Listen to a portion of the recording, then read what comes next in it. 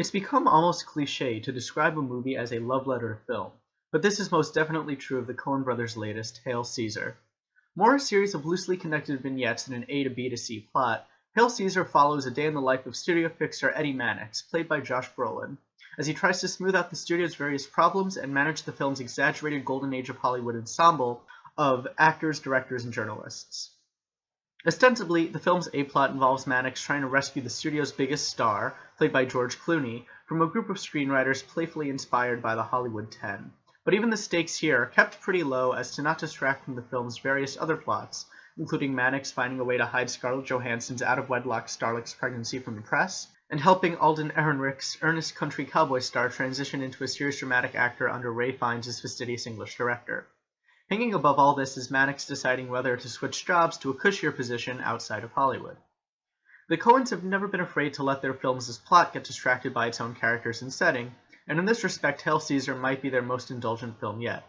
In about 100 minutes, there's time for a fully realized tap dancing number led by Channing Tatum, who I think we all have to admit at this point in his career is one of the most talented and charming men alive. Another complete synchronized swimming scene, an anecdote with Mannix checking in on the cutting room editing of one of the films, a discussion between Mannix, a priest, a pastor, a rabbi, and an imam about a film's depiction of Christ, and a so long it crosses from not funny back into funny gag involving Fiennes' director, guiding Ehrenreich's cowboy through a reading of the line, "Would that it were so simple." And each of these tangents come complete with a shift in lighting, tone, pacing, and genre in order to fully commit to whatever aspect of Golden Age films it's riffing on, to the point where the film can feel almost like a variety show. I really enjoyed the film's commitment to painted backdrops, even outside of the films within films, and their use should really tell you everything you need to know about what this film is going for, aesthetically. As for the characters, I feel that everyone who watches Hail Caesar will come away with their own favorite. None of the cast is unlikable, and there can hardly be said to be any villains because it's not really a film where anyone really gets hurt. Even George Clooney's Baird Whitlock, the world's biggest star, is a bit arrogant, but content to hang out and pal around with his kidnappers.